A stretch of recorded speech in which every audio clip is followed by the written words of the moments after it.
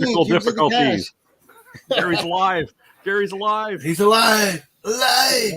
Gary B, the casual comic guy here.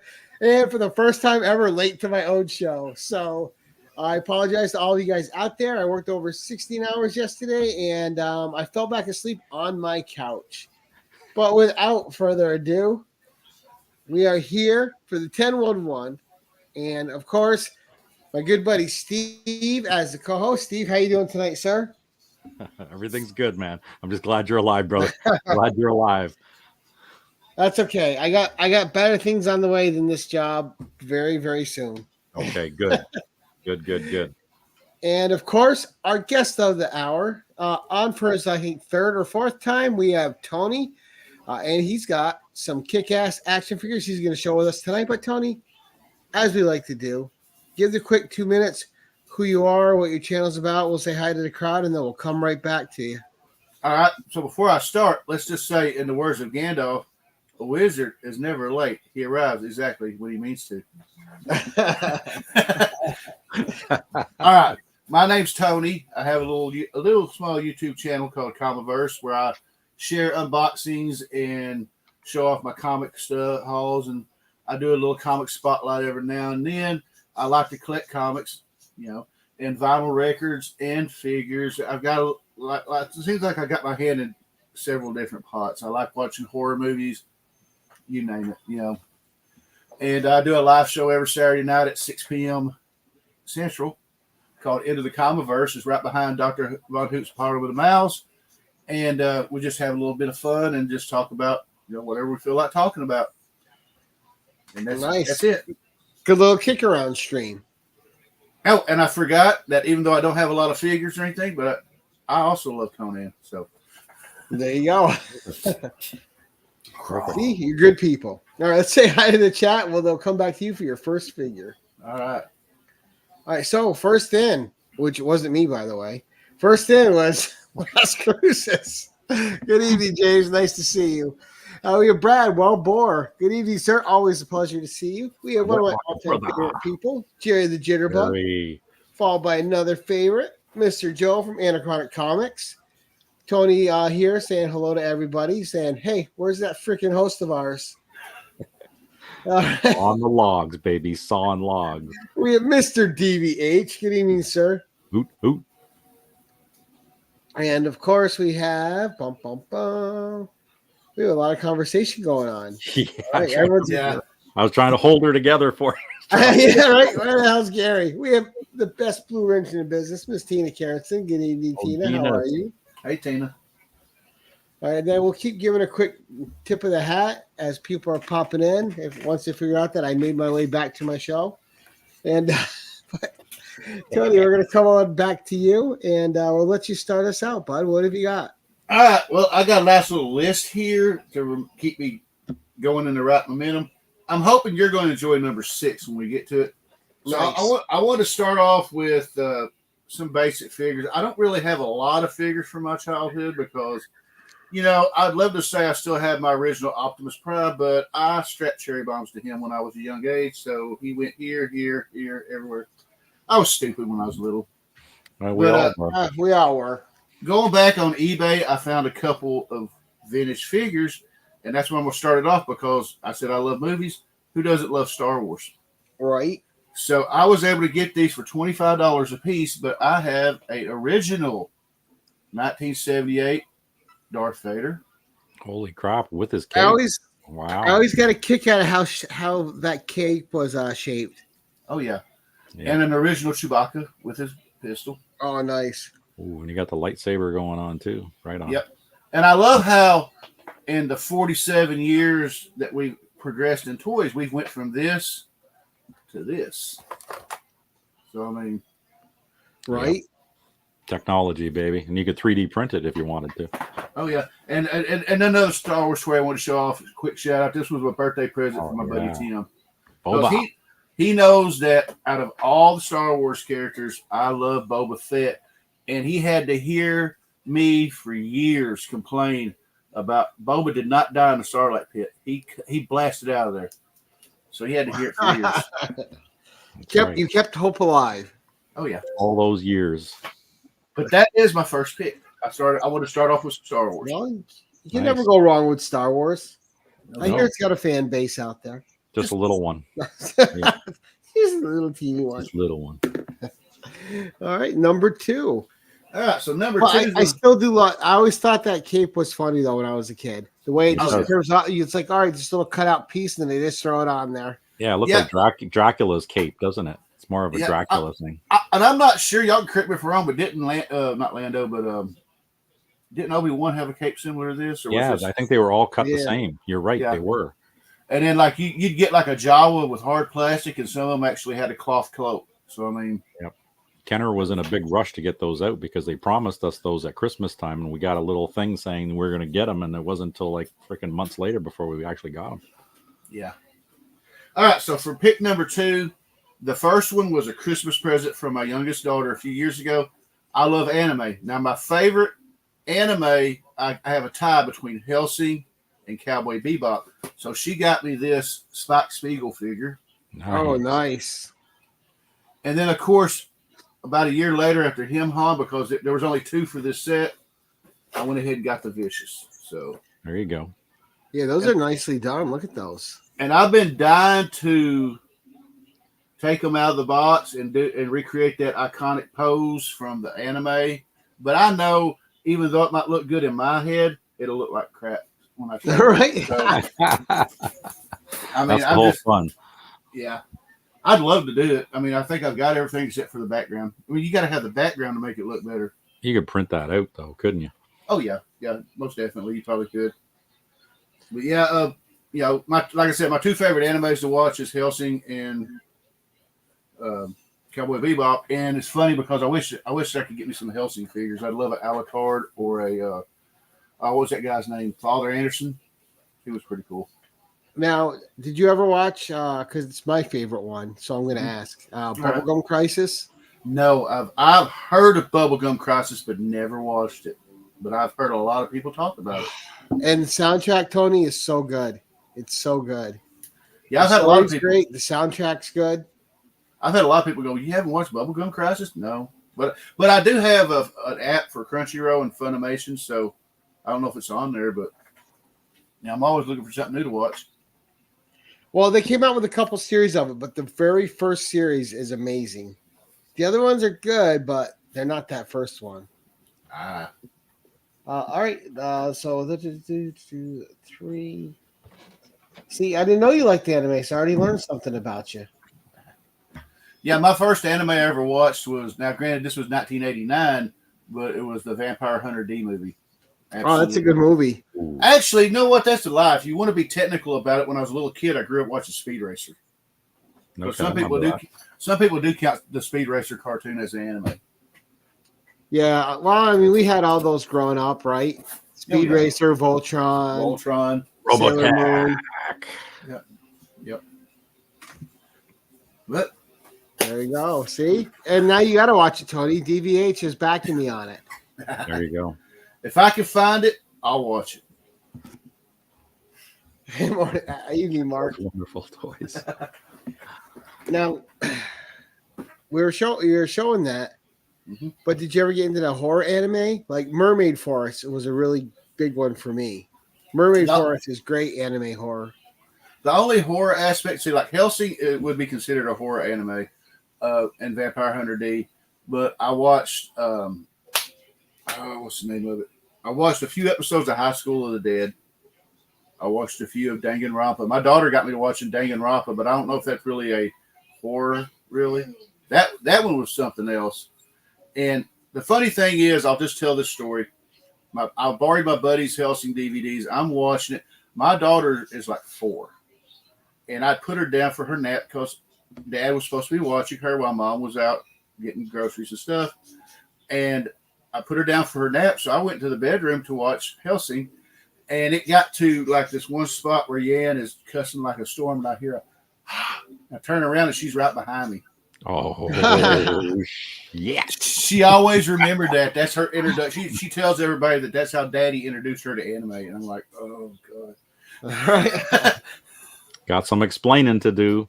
But now, both my girls are grown. I showed them a little bit of anime, and they took what I showed them and went way beyond, you know. When I got Crunchyroll for me to watch, I actually got it for them. They watch, and they don't just stop with the American versions. They go and watch the Japanese, the original versions, Japanese audio, and yeah, they're into it a lot more than I am. You see, I like watching it in original audio too, with the captions on. Yeah, it gives you more of a feel of what it was meant to be. Oh yeah, and my brother's a big Dragon Ball fan. Even though I've only watched a couple episodes, I never really could get into it. So don't hate me. Same. I know it's huge, but yeah, for some reason I never connected with it. I know a lot of people love it, but you know, I like the memes. I went back and watched the abridged version and laughed my butt off. So Yuri on Ice. Yuri on Ice. Yeah. Circumstances, Marcus. Yes, I am alive. Yes. Yeah, you guys have no idea how much it bugs me because I'm early to everything. Everything. Yeah, it was like 10-2, and I'm like, why the hell isn't he on? I was on at like quarter two in the backstage going, what the hell's going on here? And I was looking around going, man, am I gonna be late? I gotta go. And I logged back on like 10 till, and I was like, where is everybody? Yeah, I double checked the URL like a few times. I'm like, did I type it in wrong? I'm like, nah, just next time Insta call me or regular call me. Make sure my dumb ass. But you know what? Pretty soon my days of 16 plus hours are going to be over. So good man. Moving on. I was already. That's something else I was taking care of today. Good. Cool. Yeah, it rolled in. It was a thing. Number 3, Tony. All right, so number 3 is a new acquisition. Like this is the newest figure. If you saw I don't even think I made a video, but I did a live unboxing on my end of the Comiverse, including all the stuff that I said I like. And Gary may remember in the first episode, I'm an avid reader. I grew up, the first book I read was Dracula when I was 9 years old. Now, I love reading Dungeons and Dragons. I love Forgotten Realms. I love Ravenloft. I love Dragonlance. My favorite character is Dris Duerden. Oh, yeah. Of Menzo Berenzon, written by Ari Salvatore. I've got just about every novel except for the last 4. I'm reading Timeless right now. So I went to an Ollie's, which opened up 30 miles from me. Right. And I'm fixing to buy this nice-looking Super Adaptoid figure that Scotty had, the Marvel Legends.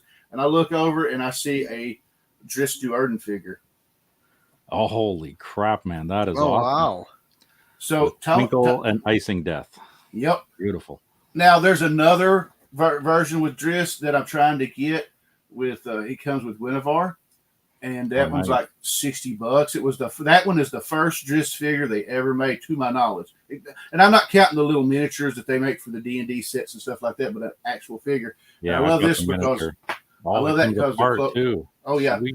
And it's got Twinkle and Icing Death. I got them in the sheaves, and I've got it put up, but it came with a little green.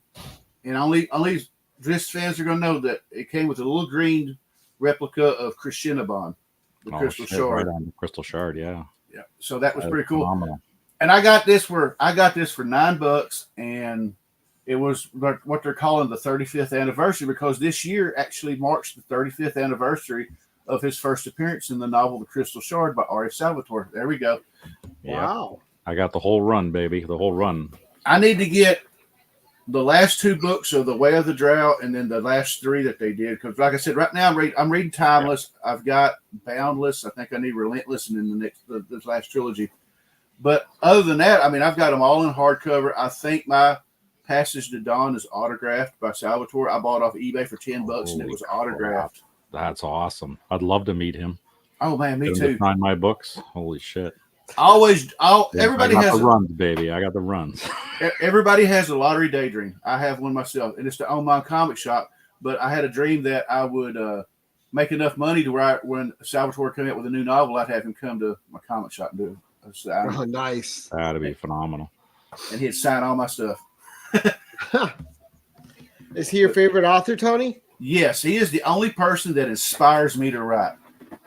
I've had ideas in my head. I tried to write in the early 90s, but the problem was I had a lot of copyright stuff in there, and now my biggest problem is procrastination because I've got a couple ideas in my head that I've talked to Hoot. I'm working on my first vampire western, so I'm going to do that. I'm going to do that, cool.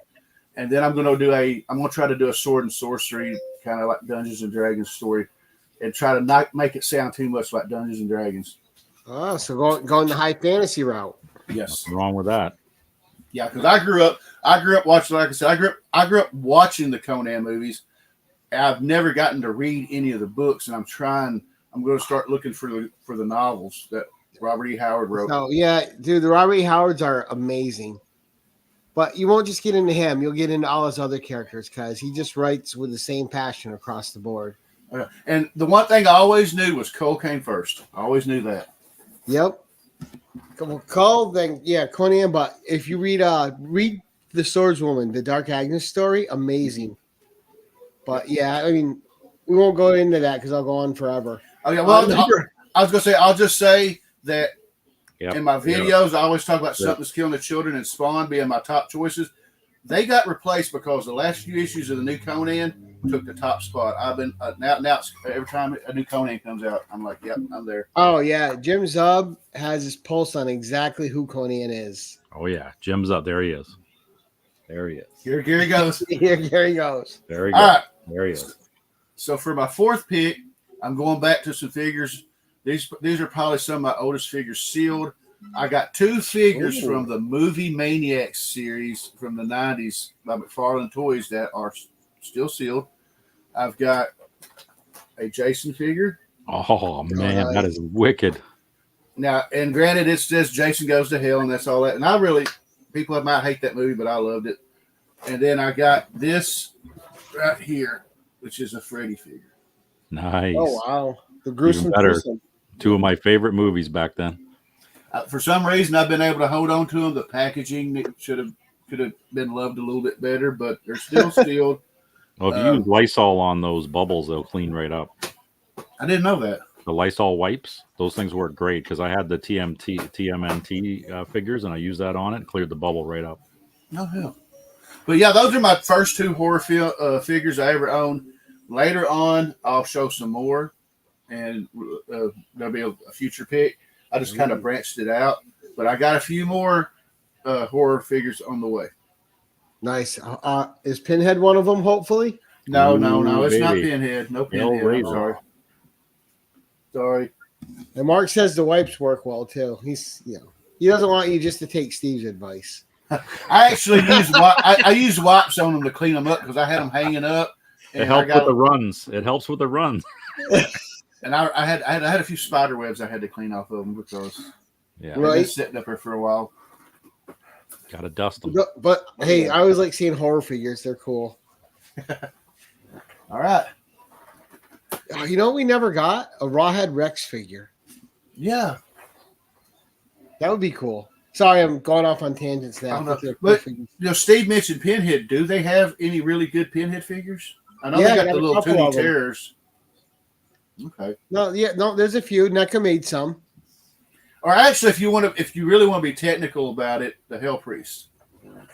Yeah, exactly.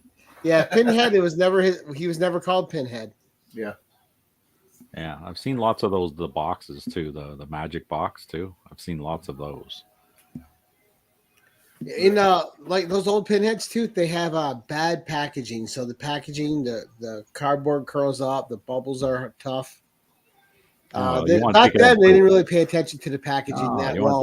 Like it would last. They're like, kid's gonna tear this in 3 seconds. It doesn't matter. That's right. You know, but who's buying their kid Pinhead figures except me?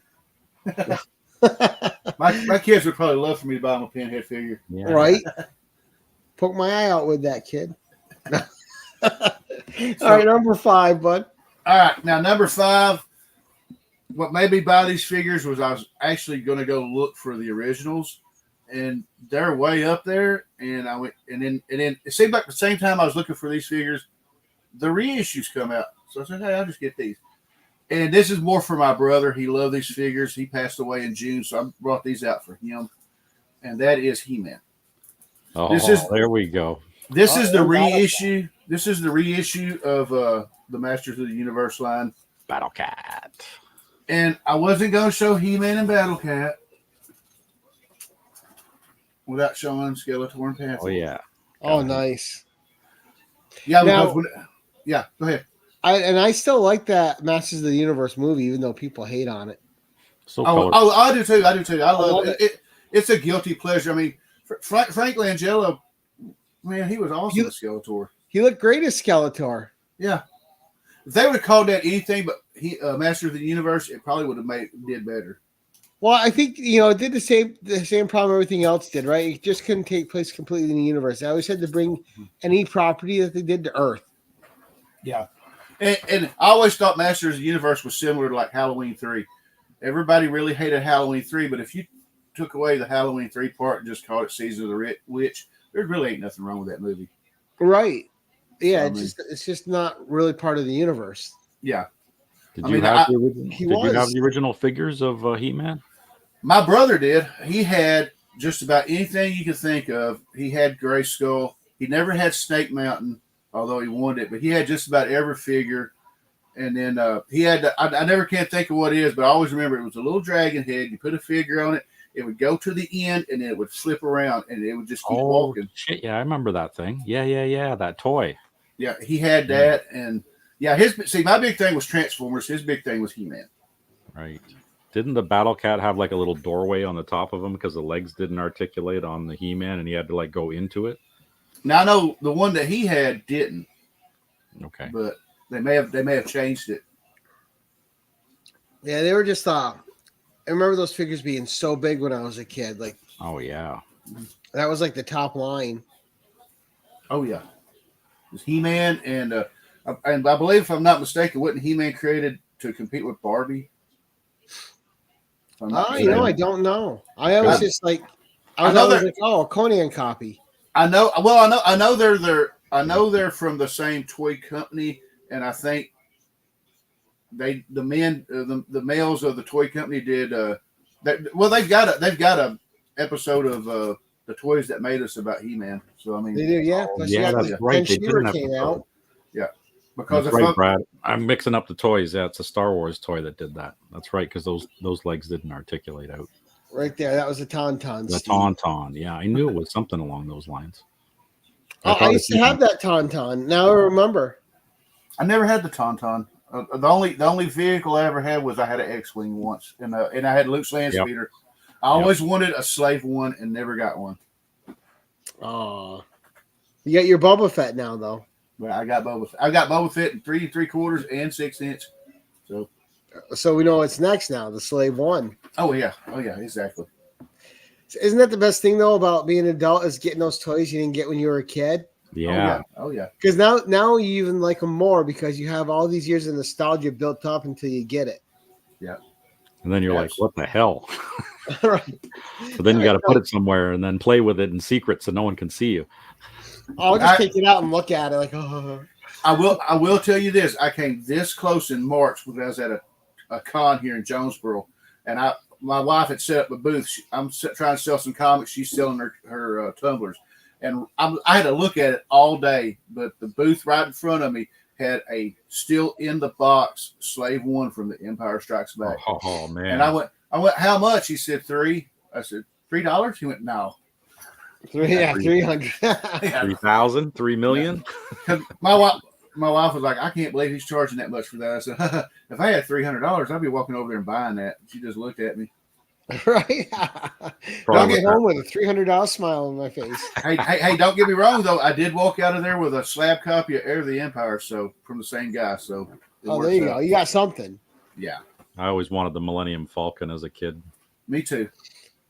See, I wanted the AT-AT, and one year for Christmas, that's the only thing I asked for. I'm like, look, you don't need to get me one other thing. Just get me the AT-AT. Give me that. Oh, man. Yeah, my cousin had the Millennium Falcon. I had another cousin that had the USS Flag. Oh, that's another one I wanted. Yeah, so, I mean, and that was the only time in my life I ever seen a USS Flag was in the 80s. My cousin had it. That was $106 in 1985 for that toy. He got it off a friend of his for $50. Nice. All complete too. Yeah, well, at the time it was complete. It was always funny because he had a couple Sky Strikers sitting on there, and the Stingray helicopter? The Cobra Stingray, Tomahawk, and then the Tomahawk. But he had like a couple Cobra vehicles on there, and I'm like, dude, what are they on there for? He goes, oh, they're prisoners. Yeah, they've been captured. We're reverse engineering their technology right now. Yeah, but Yeah, I just like I said, I want to pull these out because I figured my brother is looking down and may enjoy that. Oh yeah, nice Colorful representation. toys too. Number six, bud. All right, number 6 was what I've been teasing Gary about this for a while. Now, unfortunately, I can't show. I went to the attic to pull these out. I've had them in storage for a while. I couldn't bring everything because I thought everything was stored together, and they weren't. But I pulled 2 pieces that symbolize it, and the first one was bought by my wife right when we got married. It is a Xena 12-inch doll. Oh, nice. Gabrielle from the Bittersweet. Wow, that's pretty cool. This was the second one in my collection because prior to that, when the figures come out, when I was single, I bought this one. Nice. So you're a Gabrielle fan. Oh, yeah. I never could find the Xena to go with it. Like I said, I've got the little figures of Xena. I've got Xena. I got a Xena where she looks like she did when the Aeolus found her in the Hercules episode. Yeah. Then I've got a Gabrielle, Callisto, Autolycus, Velasca, and I believe that's it. And a Callisto. Well, I may have mentioned Callisto twice, but that's because I like her. That's freaking awesome. I want an Aries. I want an Aries. I didn't know it existed. I seen one on eBay. I'm about to get me an Aries. But I knew that. Oh, there we go. There you go. You two can get together and then you can play with your toys. And this was still sealed in the plastic that it came in. And the funny story is when I bought this, dude had a whole shelf of the 12-inch dolls. And at the time, the only ones he had was Xena, Gabrielle, and Callisto.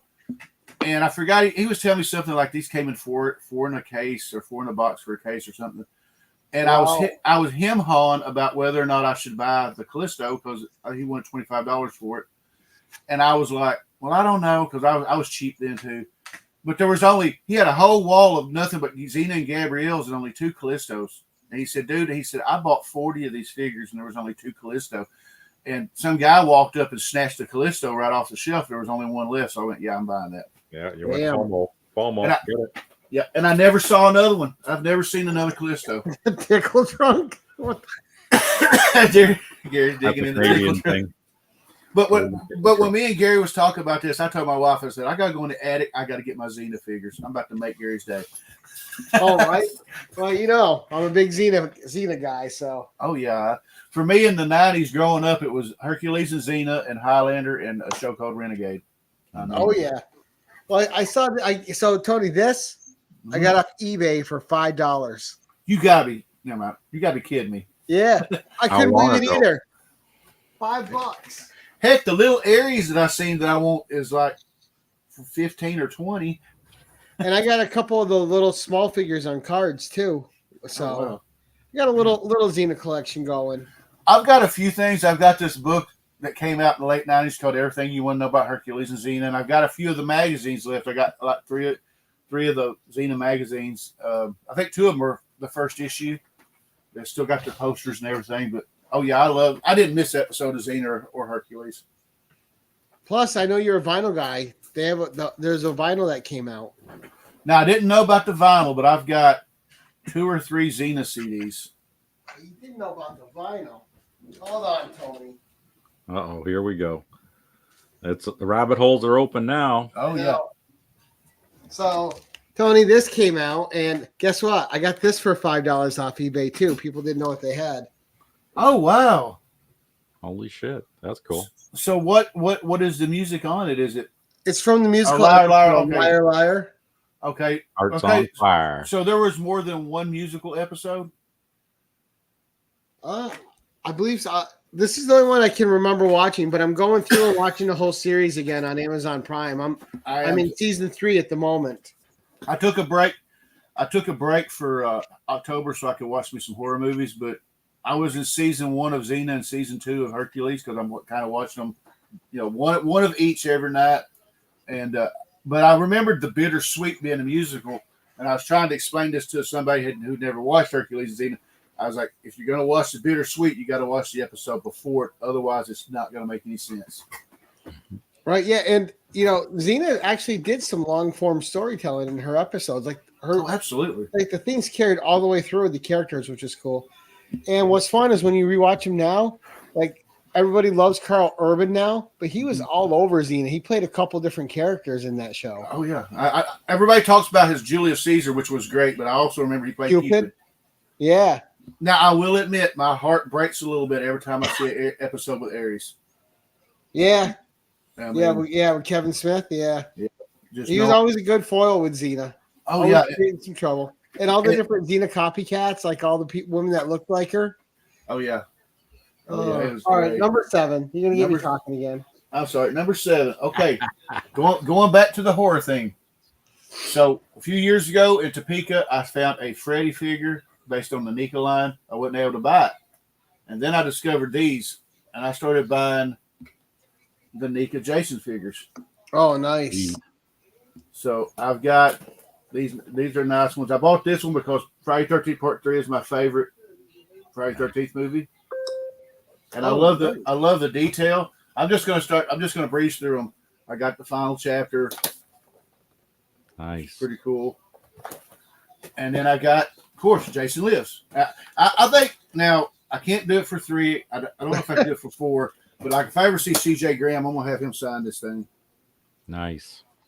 And to me, this is the best out of the Jason figures. And this is part 7.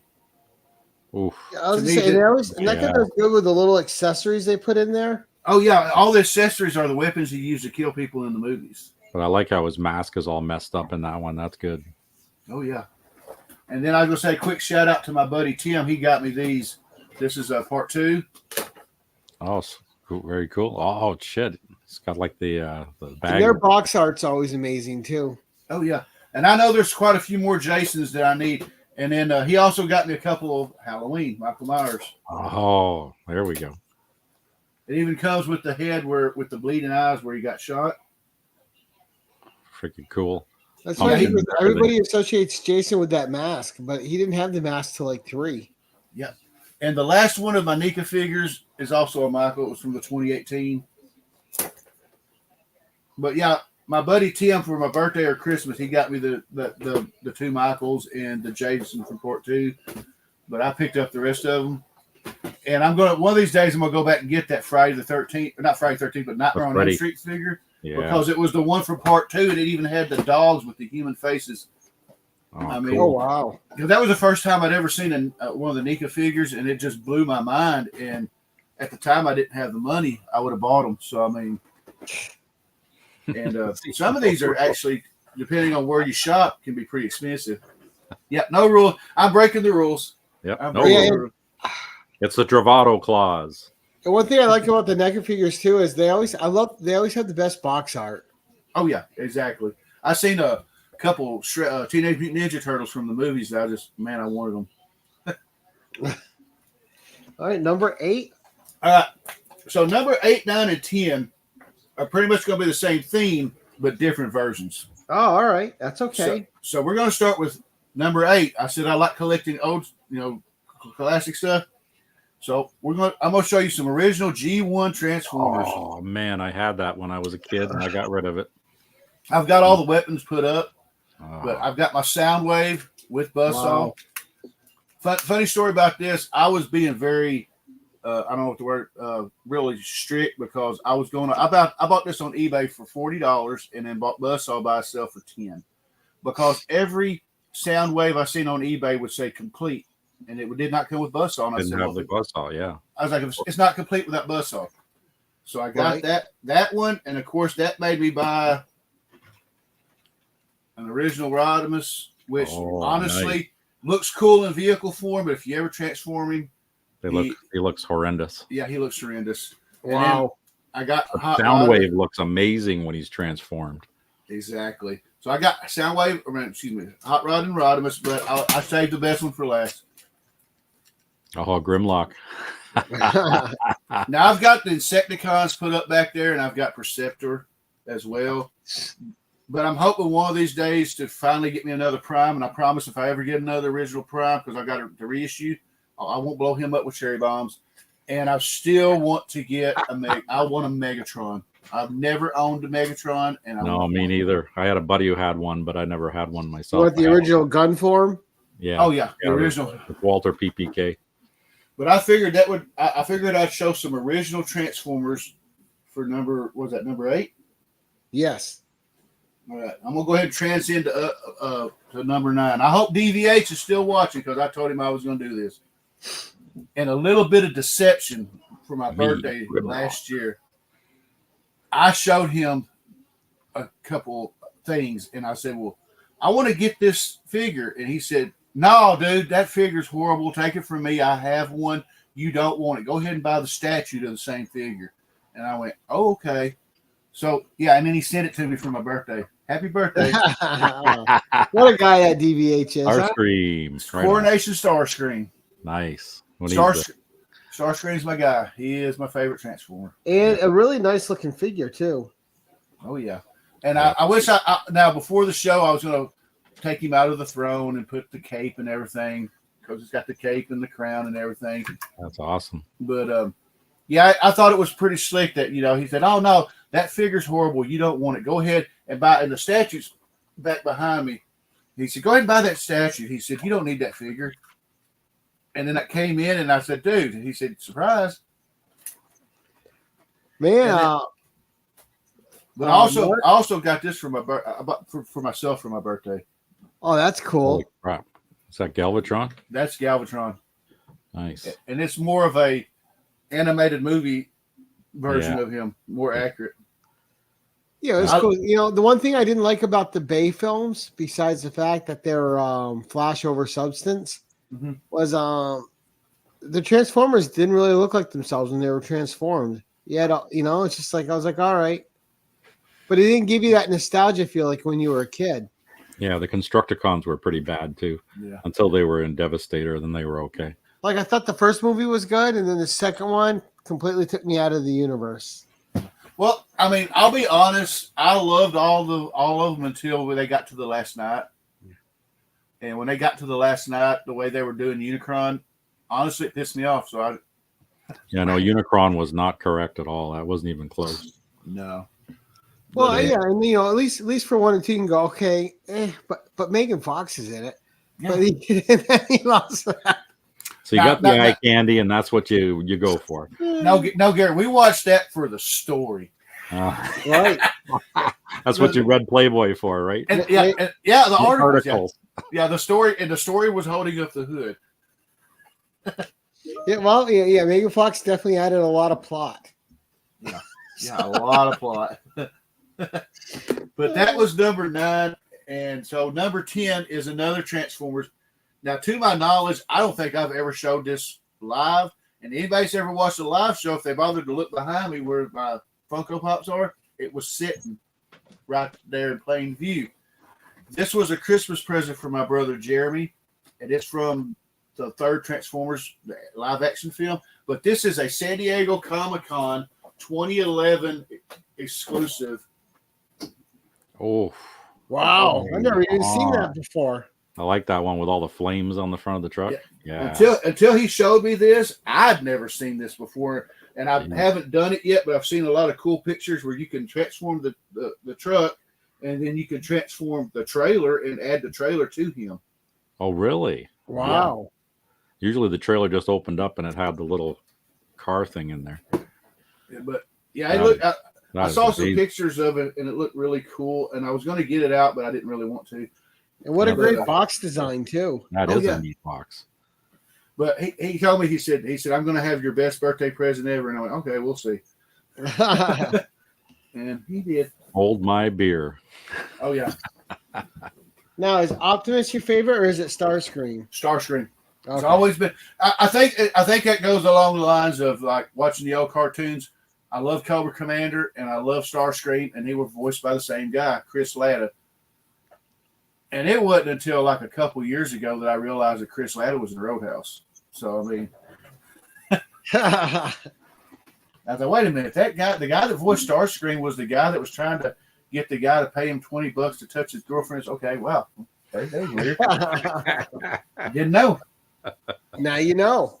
Yeah.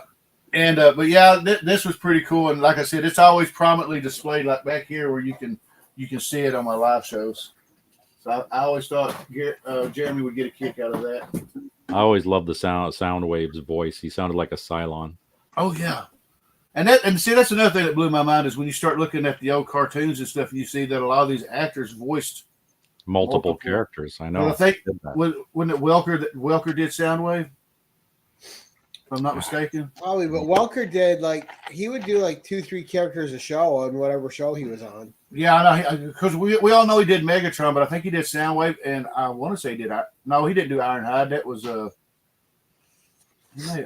know Peter did Prime. He's still alive. They should get together and do one like a season, like a multiverse season where all the characters that Frank Welker has played come together for a season. Oh, that would be cool. Yeah, like Scooby, Scooby, Fred. That's right. Transformers. That's right. He did do Fred. I forgot about and Scooby. I forgot. Yeah. See,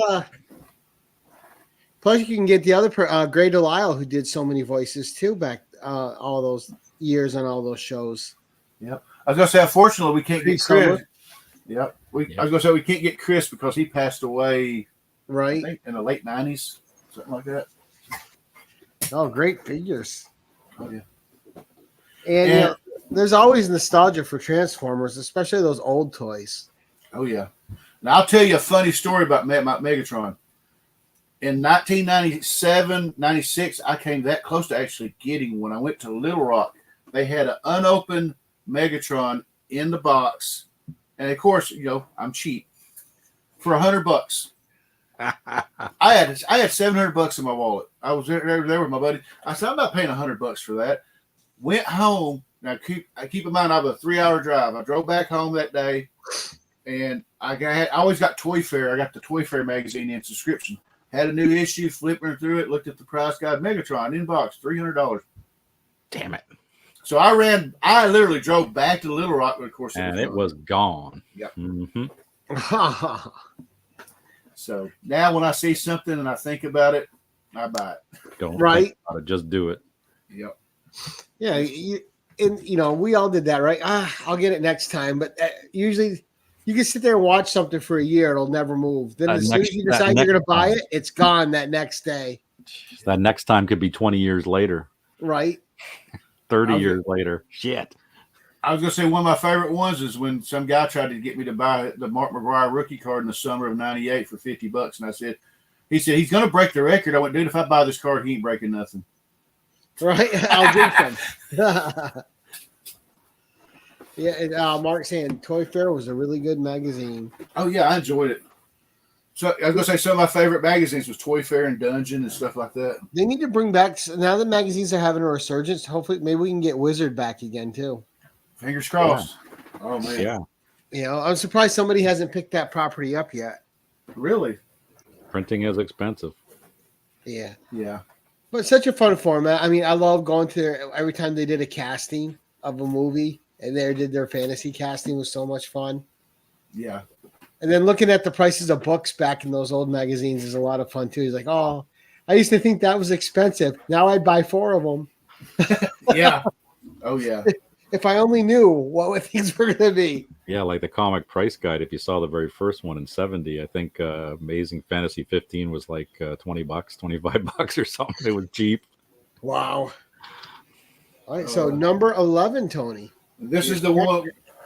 Oh, just the spec or the story? Oh, story. Yeah, go ahead. Okay. Yeah, story. Sorry. It seems like every time when I'm on the show and I go to tell the story, it's always a sad story. And this is no different. So I got this figure. a few years ago, and I wasn't collecting comics at the time. And I'll go ahead and show you the figure, and then I'll talk about the story. So I got this Spawn figure. Nice, cool box. Oof, yep. Look at the cape on it. Jeez. Oh yeah. So one of my friends gave me this Spawn figure, and I wasn't collecting Spawn at the time. I wasn't collecting comics at the time. This was like 2018, 2019, but it was right before I was going to get back in. So I, for some reason, gave this to his brother. And his brother loved it. And then when I started getting back into reading, I started reading Spawn, I regretted getting rid of it. But, I'm not an Indian giver, so, he held on to it. And then, unfortunately, when I went to see him when we watched WrestleMania, his health was getting worse. And he told me, he was one of those people, he kept telling me, he said, man, he said, I'm not going to make it out of 2024. And I'm like, man, don't say that. You'll make it. I just have faith. And he told me, because I gave him this, and I gave him a couple set of Marvel figures. He said, if anything happens to me, come get these figures. And then, of course, we buried him in July, and I got these figures back. And it's a cool figure to have, but it's not the way I wanted to have it back in my collection. Right, but it has more meaning now that he's had it, though.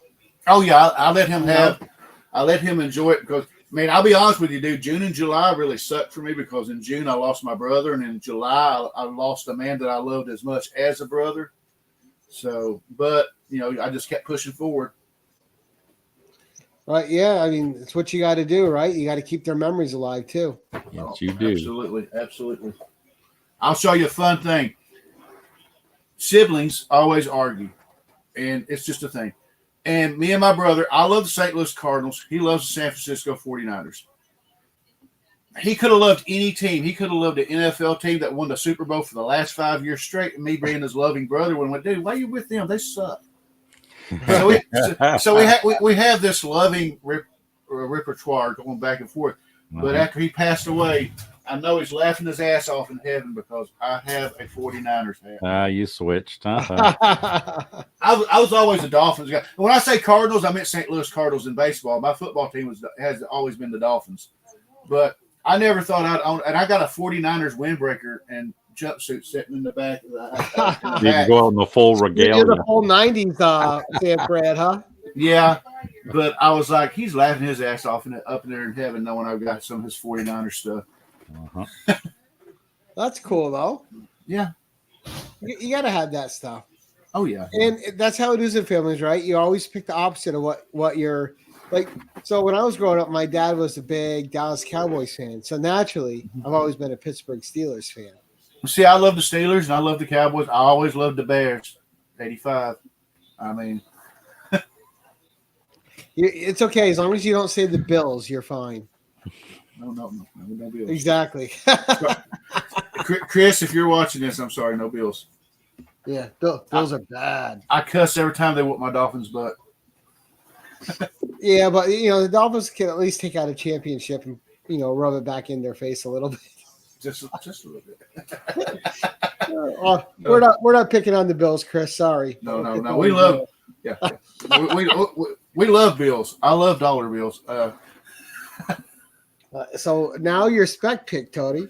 Okay, now my spec pick, I wasn't able to get the version of the figure I wanted to because it rose in price when I went to order it, but I have the original version, so I figured this is an easy spec.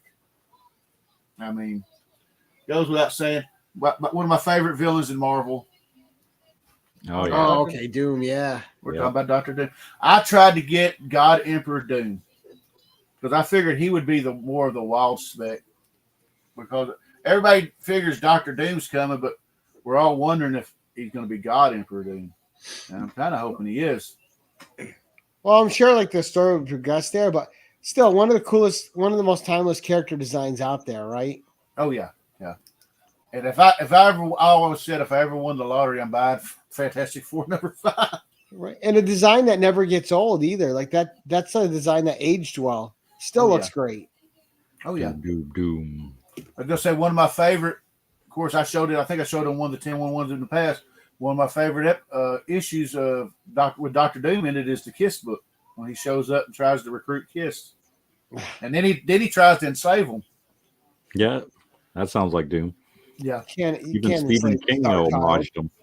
Oh yeah, but yeah, he's always been my favorite villain, and I'm really looking forward to seeing him. Hopefully, now a lot of people will complain about Julian McMahon playing him in the Fantastic Four. I never had a problem with it. Of course, I liked Julian McMahon when he was in Charmed.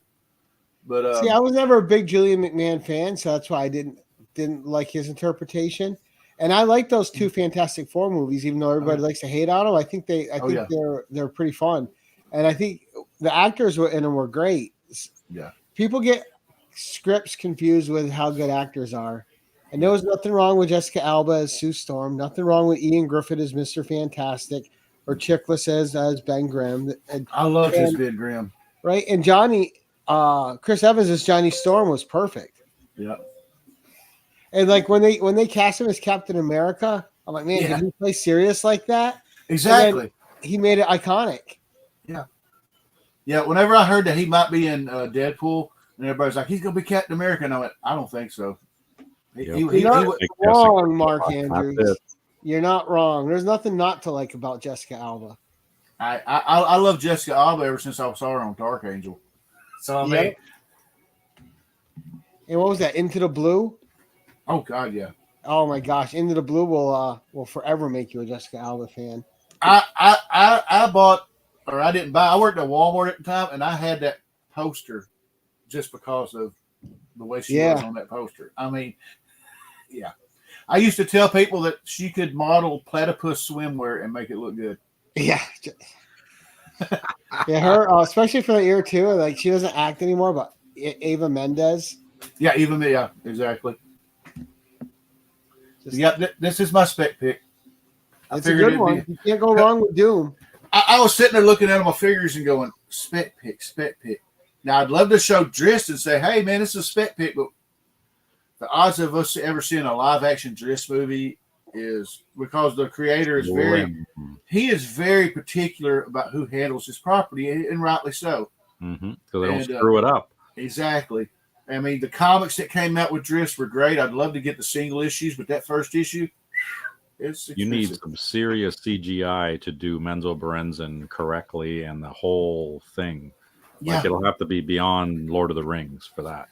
Oh yeah, and like Gary talked about, me and my buddy Howard, who got me into reading the Drist novels, we fantasized back in the 90s of who would play Drist, and back then we both agreed it would be Wesley Snipes. Oh yeah, 100%.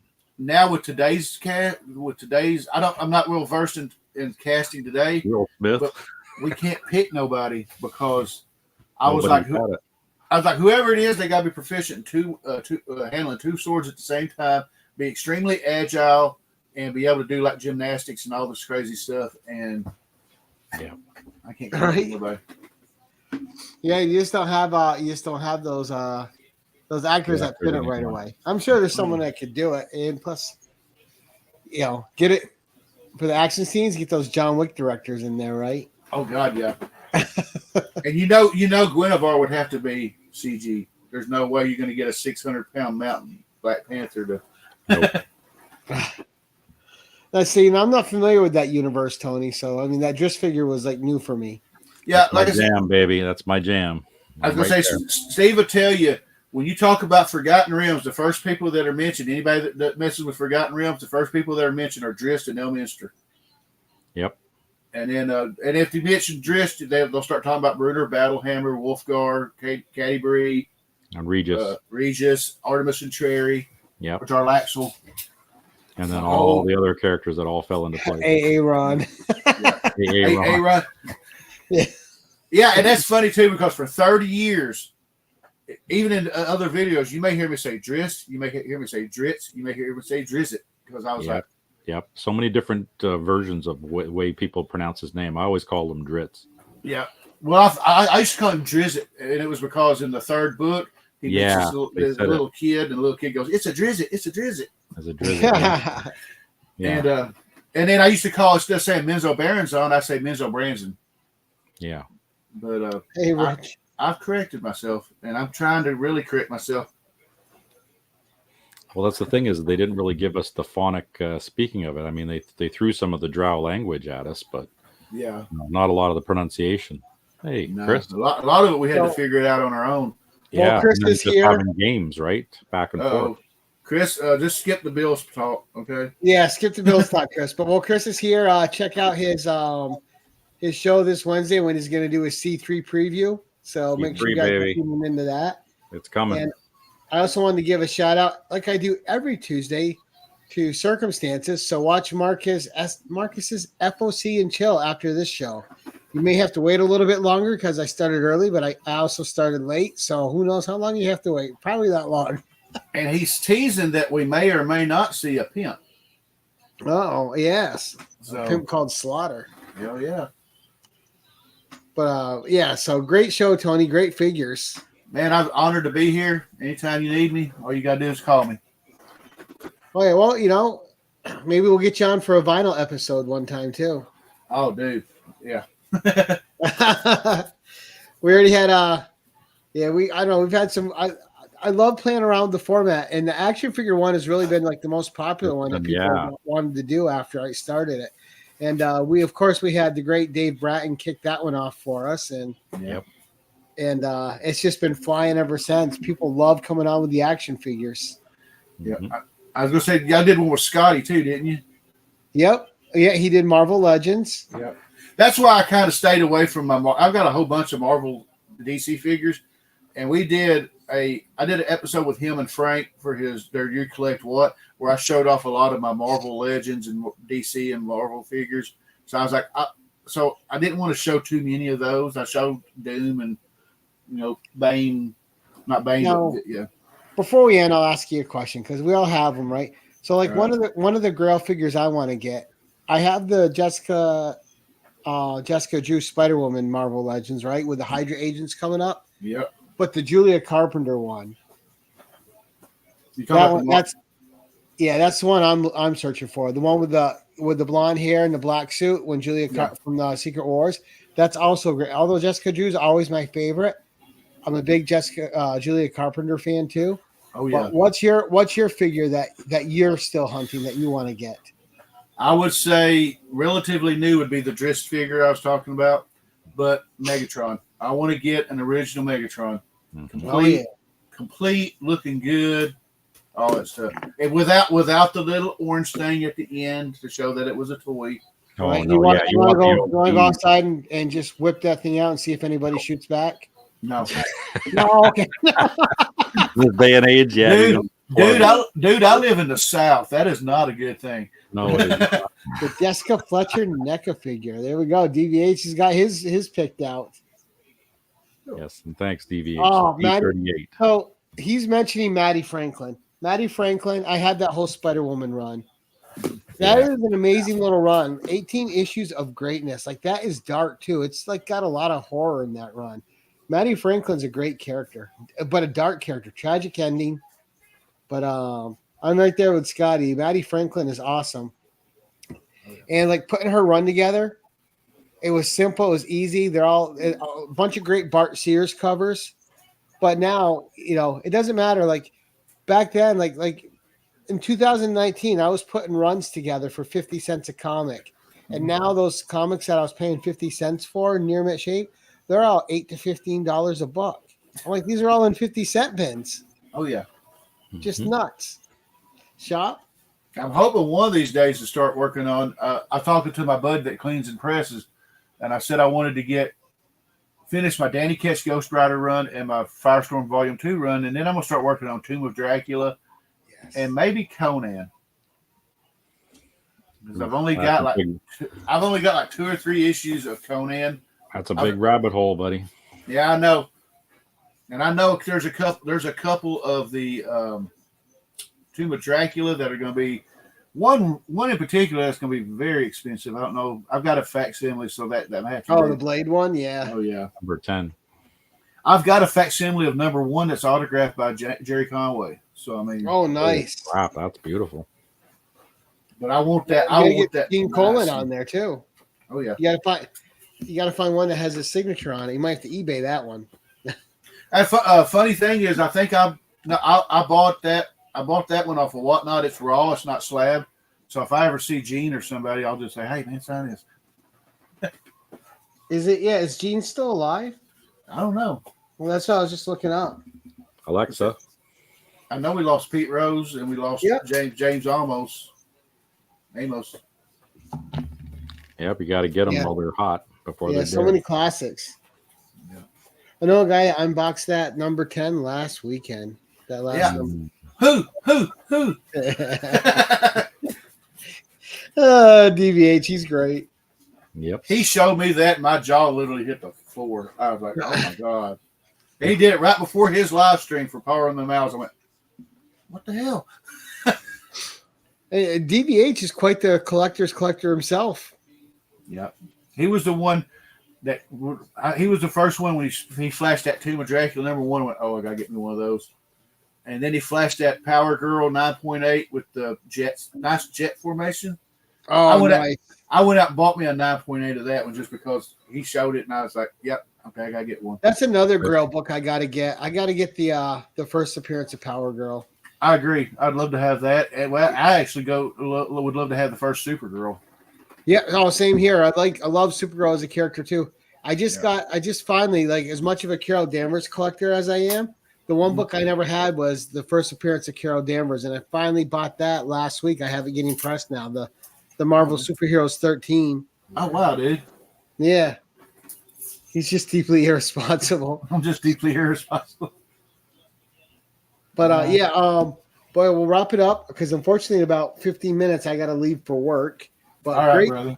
Great show, guys. Hopefully it's not another 16+ hour day, but other things are on the horizon for me. To an end. It's coming to an end. Look forward. It is. And I was all sorts of not happy leaving this morning, I guess you should say. I'm interested in Superman 123 as an option for first Supergirl. I don't know that.